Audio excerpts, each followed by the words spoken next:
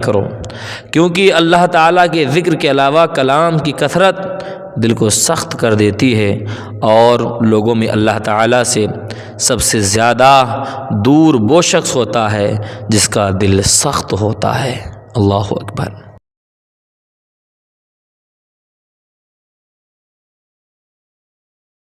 نحمدہ ونصلی علی رسولہ الکریم، اما بعد، ان اللہ وملائکتہ یصلون علی النبی یا ایھا الذین آمنوا صلوا علیہ وسلموا تسلیما۔ اللہ رب محمد صلی اللہ علیہ وسلم، نحن عباد محمد صلی اللہ علیہ وسلم، صلی اللہ تعالی علیہ وسلم۔ تو آج کا درس سورۃ البقرہ آیت نمبر 71 سے میں آپ سب کی خدمت میں پیش کروں گا۔ اور سماعت کرنے سے پہلے اچھی نیتیں کر لیں۔ حضور کی حدیث پاک ہے، نیت المؤمن خیر من عملی، ان مسلمان کی نیت اس کے عمل سے بہتر ہے۔ میں بھی اچھی نیت کرتا ہوں۔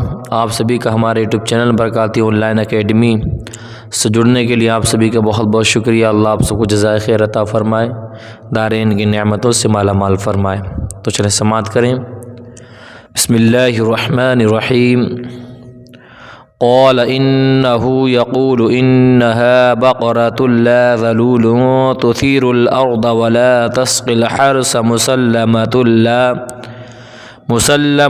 لا شية فيها قالوا الآن جئت بالحق فذبحوها وما كادوا يفعلون۔ ترجمہ، اور حضرت موسیٰ نے فرمایا، اللہ فرماتا ہے کہ وہ ایک ایسی گائے ہے جسے خدمت نہیں دی جاتی کہ وہ زمین میں ہل چلائے، نہ وہ کھیتی کو پانی دیتی ہے، بلکہ بے عیب ہے، اور اس میں کوئی داغ نہیں۔ یہ سن کر انہوں نے کہا، اب آپ بالکل صحیح بات لائے ہیں۔ پھر انہوں نے اس گائے کو ذبح کیا، حالانکہ وہ ذبح کرتے معلوم نہ ہوتے تھے۔ وما کادوا یفعلون، اب وہ ذبح کرتے معلوم نہ ہوتے تھے۔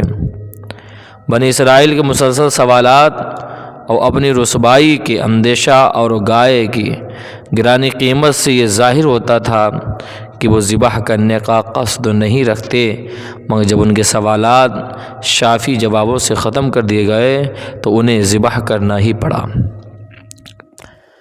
وَإِذْ قَتَلْتُمْ نَفْسًا فَادَّارَأْتُمْ فِيهَا وَاللَّهُ مُخْرِجٌ مَا كُنتُمْ تَكْتُمُونَ۔ اور یاد کرو جب تم نے ایک شخص کو قتل کر دیا، پھر اس کا الزام کسی دوسرے پر ڈالنے لگے، حالانکہ اللہ ظاہر کرنے والا تھا اس کو جسے تم چھپا رہے تھے۔ وَإِذْ قَتَلْتُمْ، جب تم نے قتل کیا۔ یہاں اسی پہلے قتل کا بیان ہے جس کا اوپر واقعہ گزرا، یعنی گزشتہ درس میں نے آپ سب کی خدمت میں پیش کیا۔ فَقُلْنَا اضْرِبُوهُ بِبَعْضِهَا كَذَلِكَ يُحْيِي اللَّهُ الْمَوْتَى وَيُرِيكُمْ آيَاتِهِ لَعَلَّكُمْ تَعْقِلُونَ۔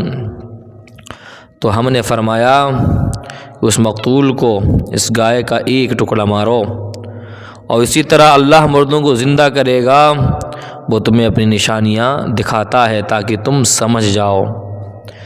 فقلنا، تو ہم نے فرمایا، بنی اسرائیل نے گائے ذبح کر کے اور اس کے کسی عضو سے مردہ کو مارا، بحکم الہی زندہ ہو گیا، اور اس کے حلق سے خون کا فوارہ جاری تھا۔ تو اس نے اپنے چچا زاد بھائی کے بارے میں بتایا کہ اس نے مجھے قتل کیا۔ اب اس کو بھی اقرار کرنا پڑا۔ حضرت موسیٰ علیہ السلام نے اس پر قصاص کا حکم فرمایا۔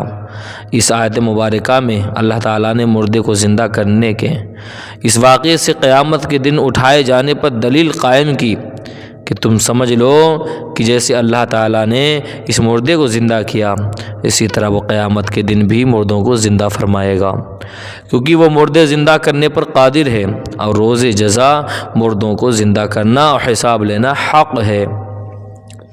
ثم قصد قلوبكم من بعد ذلك فهي كالحجارة وشد قسوة وإن من الحجارة لما يتفجر منه الأنهار وإن منها لما يشقق فيخرج منه الماء وَإِنَّ مِنْهَا لَمَا يَهْبِطُ مِنْ خَشْيَةِ اللَّهِ وَمَا اللَّهُ بِغَافِلٍ عَمَّا تَعْمَلُونَ۔ پھر اس کے بعد تمہارے دل سخت ہو گئے تو وہ پتھروں کی طرح ہیں، بلکہ ان سے بھی زیادہ سخت ہیں۔ پتھروں میں تو کچھ وہ ہیں جن سے ندیاں بہہ نکلتی ہیں، کچھ وہ ہیں کہ جب پھٹ جاتے ہیں تو ان سے پانی نکلتا ہے، اور کچھ وہ ہیں جو اللہ کے ڈر سے گر پڑتے ہیں، اور اللہ تمہارے اعمال سے ہرگز بے خبر نہیں۔ ثم قست قلوبکم، پھر تمہارے دل سخت ہو گئے۔ اس آیت کی ایک تفسیر یہ ہے کہ حضور پر نور صلی اللہ تعالیٰ علیہ وسلم کے زمانے میں موجود یہودیوں کو مخاطب کر کے فرمایا گیا کہ اپنے آباء و اجداد کے عبرت انگیز واقعات سننے کے بعد تمہارے دل حق بات کو قبول کرنے کے معاملے میں سخت ہو گئے، اور وہ شدت و سختی میں پتھروں کی طرح ہیں، بلکہ ان سے بھی زیادہ سخت ہیں، کیونکہ پتھر بھی اثر قبول کرتے ہیں۔ کچھ پتھروں سے ندیاں بہہ نکلتی ہیں، اور کچھ ایسے ہیں کہ جب پھٹ جاتے ہیں تو ان سے پانی نکلتا ہے۔ کچھ وہ ہیں جو اللہ تعالیٰ کے ڈر سے اوپر سے نیچے گر پڑتے ہیں، جبکہ تمہارے دل اطاعت کے لیے جھکتے ہیں، نہ نرم ہوتے ہیں، اور نہ اللہ سے ڈرتے ہیں، اور نہ ہی وہ کام کرتے ہیں جس کا انہیں حکم دیا گیا۔ اور یاد رکھو، اللہ تمہارے اعمال سے ہرگز بے خبر نہیں، بلکہ وہ تمہیں ایک خاص وقت تک کے لیے مہلت دے رہا ہے۔ اور اس آیت کریمہ کی دوسری تفسیر یہ ہے کہ اس آیت میں بنی اسرائیل کے وہ لوگ مراد ہیں جو حضرت موسیٰ علیہ السلام کے زمانے میں موجود تھے۔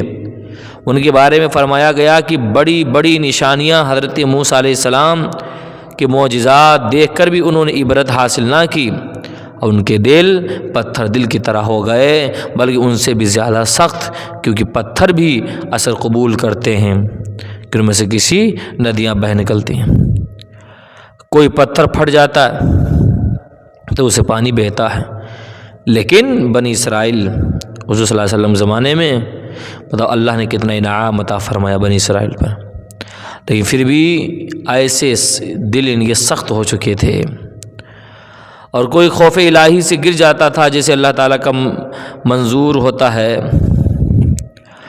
دوسری تفسیر یہ ہے کہ اس آیت میں بنی اسرائیل کے وہ لوگ مراد ہیں جو حضرت موسیٰ علیہ السلام کے زمانے میں موجود تھے۔ ان کے بارے میں فرمایا گیا کہ بڑی بڑی نشانیاں حضرت موسیٰ علیہ السلام کے معجزات دیکھ کر بھی انہوں نے عبرت حاصل نہ کی۔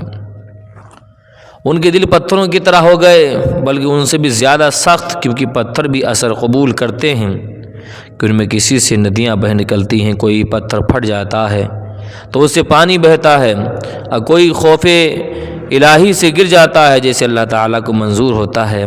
لیکن انسان جسے بے پناہ ادراک و شعور دیا گیا، جو اس قوی ہیں، جو ایسے قوی ہیں، عقل کامل رکھتے ہیں کہ دلائل ظاہر ہیں، عبرت و نصیحت کے مواقع موجود ہیں، لیکن پھر بھی اللہ تعالیٰ کی اطاعت و بندگی کی طرف نہیں آتا۔ اس سے معلوم ہوا کہ دل کی سختی بہت خطرناک ہے، جیسے اللہ تعالیٰ کا ارشاد پاک ہے أَفَمَن شَرَحَ اللَّهُ صَدْرَهُ لِلْإِسْلَامِ فَهُوَ عَلَى نُورٍ مِّن رَّبِّهِ فَوَيْلٌ لِّلْقَاسِيَةِ قُلُوبُهُم مِّن ذِكْرِ اللَّهِ أُولَٰئِكَ فِي ضَلَالٍ مُّبِينٍ۔ تو کیا وہ جس کا سینہ اللہ تعالیٰ نے اسلام کے لیے کھول دیا تو وہ اپنے رب کی طرف سے نور پر ہے، وہ جیسا ہو جائے گا جو سنگ دل ہے۔ تو خرابی ہے ان کے لیے جن کے دل اللہ کے ذکر کی طرف سے سخت ہو گئے ہیں، وہ کھلی گمراہی میں ہیں۔ ایک حدیث پاک حضرت عبداللہ بن عمر رضی اللہ تعالیٰ عنہما سے روایت ہے کہ حضور اقدس صلی اللہ علیہ وسلم نے ارشاد فرمایا، اللہ کے ذکر کے علاوہ زیادہ کلام نہ کیا کرو، کیونکہ اللہ تعالیٰ کے ذکر کے علاوہ کلام کی کثرت دل کو سخت کر دیتی ہے، اور لوگوں میں اللہ تعالیٰ سے سب سے زیادہ دور وہ شخص ہوتا ہے جس کا دل سخت ہوتا ہے۔ اللہ اکبر۔ تو آج کے درس کا یہ بھی اختتام کرتے ہیں۔ اللہ ہمیں آپ کو عمل کی توفیق عطا فرمائے، اور ہم سب کو قرآن سے محبت کرنے کی توفیق عطا فرمائے۔ تو جن حضرات نے ابھی تک ہمارا یوٹیوب چینل برکات آن لائن اکیڈمی کو سبسکرائب نہیں کیا وہ سبسکرائب کر دیں. مجھے دعا میں یاد رکھیں. السلام علیکم ورحمۃ اللہ وبرکاتہ.